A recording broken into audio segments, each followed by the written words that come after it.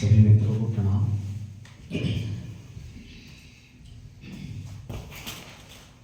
ओशो से मिलना कैसे हुआ, जैसा कि स्वामी जी का आदेश है कि ये सब्जेक्ट है।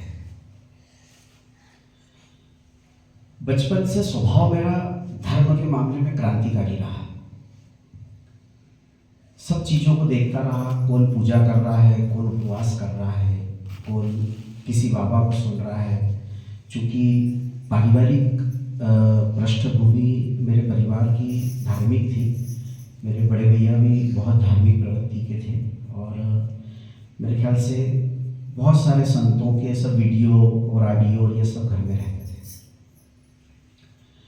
लेकिन एक मन में बेचैनी थी कि ये कुछ चीज़ें कहीं ले नहीं जा रही है।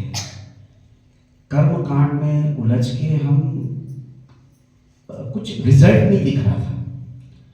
तो स्वभाव यही था कि घूमने का बहुत स्वभाव था मुझे। मैंने लगभग भारत की, बाहर तो गया ही हूँ, भारत की लगभग सारी धार्मिक जगहों पे मैं घूमा हूँ और बहुत छोटी उम्र में घूमा हूँ। मतलब 12-13 साल की उम्र से लेके 35 साल की उम्र तक तो मैं लगभग पूरा भारत 2-2, 3-3 बार घूम चुका हूँ। हिनाल की मैं अमरनाथ जैसी कठिन यात्रा भी 3 बार कर चुका हूँ।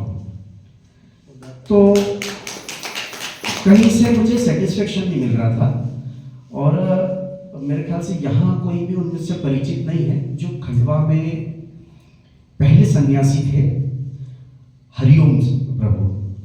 अशोक भाई जानते थे, उनका 2005 में देहावसान हो गया और उनके बेटे की एक घड़ी की दुकान है यहाँ गांजा गोदाम के पास। 1977 में उन्होंने संन्यास लिया था और उस समय संन्यास लिया था जब माला और गाउन पहनना कंपलसरी था खंडवा जैसी जगह पे। तो मेरे बड़े भैया की उनसे मुलाकात हुई और मेरी मुलाकात उनसे पहली बार 1995 में हुई और मुझे पहली पुस्तक जो पढ़ने को मिली वो एस धम्मो सनातनो पढ़ी मैंने। बस वो पुस्तक पढ़ने के बाद मेरे विवाह को उस समय 4-5 महीने हुए थे। 1995 की बात है ये। उस पुस्तक को पढ़ने के बाद मुझे लगा कि मुझे मेरे गुरु मिल गए हैं। अब ये ऐसी बातें हैं कि जितनी बात की जाए कम है, लेकिन मैं चाहूँगा कि मैं कुछ सारमुक्त बात बताऊं जो मुझे समझ में आया या जो मुझे समझ में आया, इससे आप लोग उसको फॉलो करके क्या परिवर्तन ला सकते हैं। मैं एक सफल व्यवसायी, सफल पारिवारिक रूप से, सामाजिक रूप से, आर्थिक रूप से, आप लोग तो खैर मुझे जानते हैं। मेरे 2 बच्चे हैं और दोनों बच्चे IIT पास आउट हैं और बिजनेस में भी मैं सफल स्टेज पे हूँ। तो मैं ये कहना चाहूँगा कि ओशो को मिलने के बाद मुझ में जो मैंने परिवर्तन देखा कि अगर आप ध्यान से जुड़ते हैं, सबसे पहली बात तो आपको अपने आप को इसमें लगाना पड़ेगा। हम अगर ये कुनकुने कुछ करते रहेंगे तो कुछ भी परिवर्तन नहीं आएगा। ये मैं अपना अनुभव बता रहा हूँ। किसी की क्रियाशीलता या किसी की कोई पैथी चल रही है, उस पर किसी प्रकार का कोई आक्षेप नहीं है ना। ओशो को पढ़ने सुनने वाले सदियों से रहे हैं। ओशो के साथ के लोग भी, मैंने तो इतने सारे शिविर किए हैं, बहुत सारे शिविर मैंने अरेंज किए हैं, बहुत सारे शिविरों में मैं गया हूँ, 15-15 दिन की साधनाएं की है। तपोवन जैसी जगहों पे मैं नेपाल में रह के आया हूँ। पूना बहुत बार गया हूँ, पूना भी मैं 8-8 दिन 10-10 दिन रह के आया हूँ।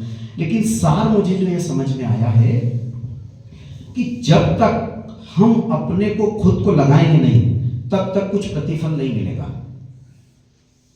जैसे दूसरे लोग कर्मकांडों में उलझे हैं, वैसे हम ओशो में उलझ के रह जाएंगे।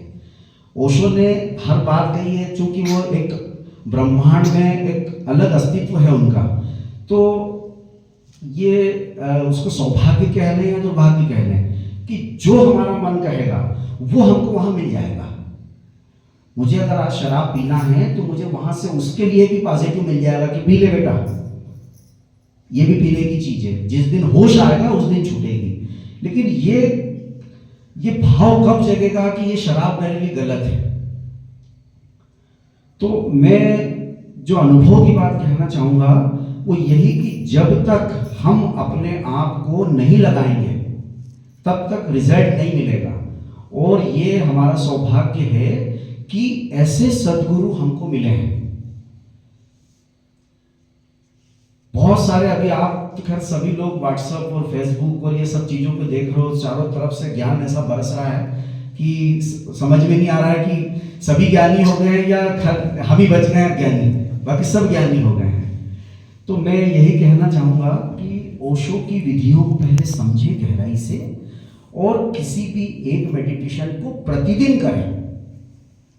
ये अच्छा है, बहुत अच्छे सौभाग्य की बात है कि स्वामी जी कुछ न कुछ हम लोगों को इकट्ठा करके कुछ न कुछ प्रयोग करवाते रहते हैं और इस बहाने हम लोगों को एक दूसरे की ऊर्जा मिलती है। लेकिन जब तक हम किसी पर्टिकुलर एक मेडिटेशन को प्रतिदिन नहीं करेंगे तब तक उसका रिजल्ट नहीं आएगा।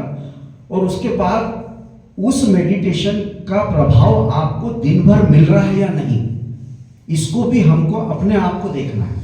नहीं तो हमने सुबह जैसे पूजा आरती करते हैं उस टाइप से उठे है हो जो करना है, वो जो एक मेडिटेशन पकड़ लिया हमने कर लिया और अगर उसको भी रूटीन बना लिया तो उसका रिजल्ट भी नहीं आएगा। हाँ, एक चीज ये कहूँगा ये नए बच्चों के लिए कि ओशो के किसी भी मेडिटेशन को करके या किसी भी चीज को करके आप में मल्टी डायमेंशन आएगा, हर दिशा में आप बढ़ेंगे। हम ऐसा नहीं सोचे कि हम ये अध्यात्म से जुड़ गए तो हम बहुत धार्मिक हो जाएंगे। हर दिशा में आपका ज्ञान बढ़ेगा। आप फिर वो आपका व्यापार कह लें, आपका परिवार कह लें, आपका समाज कह लें, हर दिशा में आपको देखने को मिलेगा।